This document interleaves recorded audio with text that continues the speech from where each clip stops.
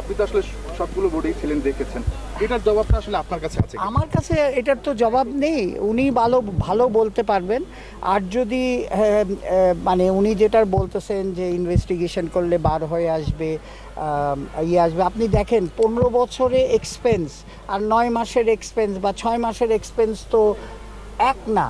আমার কথাটা বলছেন, আমি যদি 15 বছরে 100 কোটি টাকা খরচ করে থাকি, এই 9 মাসে হয়তো 20 কোটি টাকা খরচ হয়েছে। সো উনি কি হিসাবে বলেছে এটা তো উনি বলতে পারবে, ওনাকে করেন। তো কথাটা হচ্ছে যে আমাদের তো সব এখন ভেরি ওপেন, একেবারে। আমি যেটুকু বলতে পারি যে আমিনুল ইসলাম বুলবুল আসার পরে এভরিথিং ইজ ভেরি ওপেন। হ্যাঁ, আপনারা এটা তো সবাই জানে, চেক করে দেখতে পারে।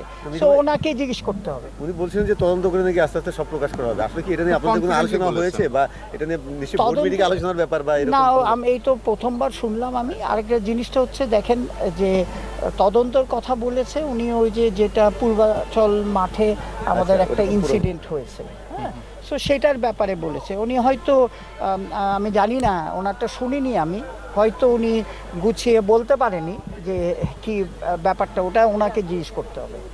আমার জানা মতে আমি কোনো এই ওভারঅল কোনো তদন্ত কমিটি হয়নি, হ্যাঁ, যে হয়েছে শুধু পূর্বাচলের এই মাটি। So let me be very clear এই ব্যাপারে। আপনারা বাকি পরিচালকরা কি তার কাছে এই ব্যাপারে জানতে চাবেন কিনা, বা বোর্ড থেকে আসলে তার কাছে জানতে চাওয়া হবে এটা কিনা? তো কারণ এটা তো অনেক বড় একটা ব্যাপারটা আসলে। হচ্ছে কি, উনি তো প্রেসিডেন্ট সাহেব হচ্ছে আমাদের মানে গার্জিয়ান। সো আমরা জিনিসটা হচ্ছে যে, বা উনিও আমাদের হেড করে, সো উনি নিশ্চয়ই এটা নিয়ে আলাপ করবে।